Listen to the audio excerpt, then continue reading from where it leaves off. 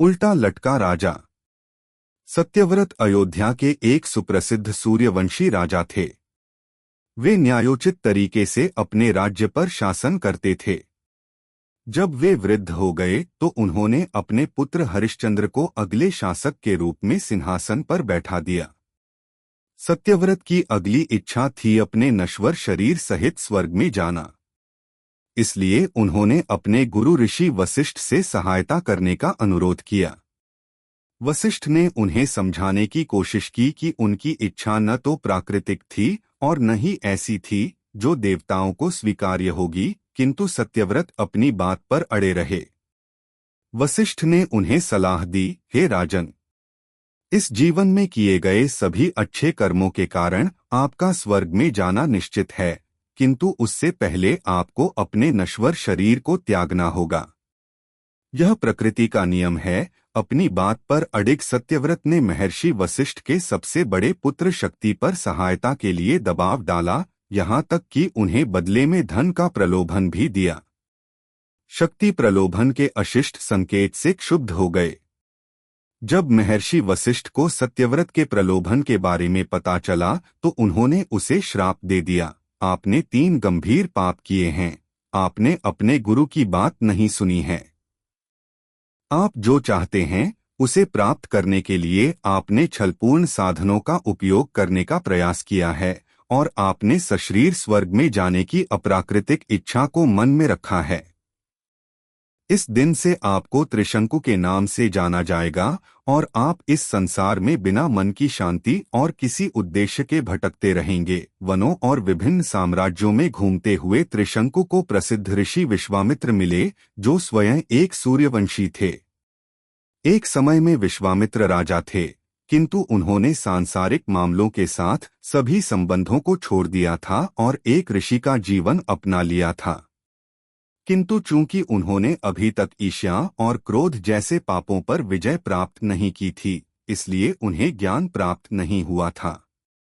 विश्वामित्र को वशिष्ठ पसंद नहीं थे, इसलिए जब उन्होंने त्रिशंकु के इस प्रकार निरुद्देश्य भटकने का कारण जाना तो उन्हें इसमें वशिष्ठ को नीचा दिखाने का अवसर नजर आया। वे सशरीर स्वर्ग में जाने की राजा की पुरानी इच्छा को पूरा करने के लिए सहमत हो गए। चिंता मत करो त्रिशंकु, उन्होंने कहा, मैं यह सुनिश्चित करने का दायित्व स्वयं पर लेता हूँ कि तुम्हारी इच्छा पूरी हो जाए। कई ऋषियों ने विश्वामित्र से बात करके उन्हें समझाने की कोशिश की, किंतु ऋषि अडिग थे। उन्होंने संस्कार शुरू करने के लिए प्रार्थनाओं से प्राप्त अपनी शक्तियों का उपयोग किया। त्रिशंकु ने अनुभव किया कि उसका शरीर ऊपर उठ रहा है और आकाश की ओर बढ़ रहा है। वह उत्साहित हो गया। जब स्वर्ग के देवताओं ने इस असामान्य घटना को जाना तो वे यह देखने के लिए एकत्र हो गए कि क्या हो रहा था।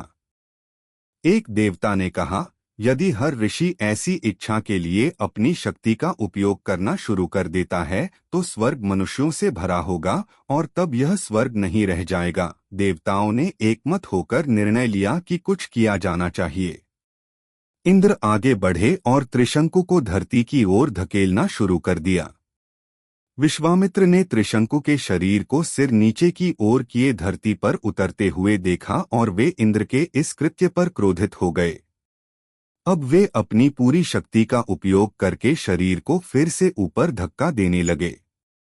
इस निरंतर खींचातानी से त्रिशंकु 2 क्षेत्रों के बीच में अटक गया और उसका सिर नीचे और पैर ऊपर की ओर हो गए, जिसके कारण वह कहीं भी जाने में असमर्थ हो गया। कोई मार्ग नजर न आने पर घटनाओं के इस मोड़ से चिंतित देवराज इंद्र ऋषि के पास गए और उन्हें समझाने का प्रयास करते हुए तर्क दिया, प्रिय ऋषिवर, आप जो कर रहे हैं वह सभी नश्वरों के लिए एक उदाहरण स्थापित कर देगा, जिसके परिणामस्वरूप आकाश और पृथ्वी के नियमों के बीच संघर्ष उत्पन्न हो जाएगा।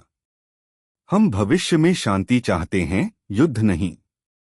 हम प्राणियों को स्वर्ग में आने की अनुमति तब तक नहीं दे सकते जब तक उनका भौतिक रूप बना रहता है।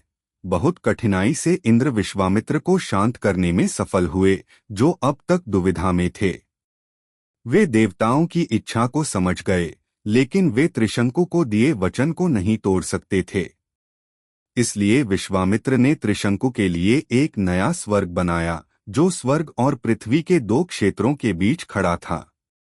इस प्रकार त्रिशंकु स्वर्ग शब्द का निर्माण हुआ था, जो एक ऐसी स्थिति को दर्शाता है जिसमें एक व्यक्ति अपनी इच्छाओं और संपत्तियों के बीच जकड़ जाता है और न तो यहाँ का रह जाता है, न ही वहाँ का।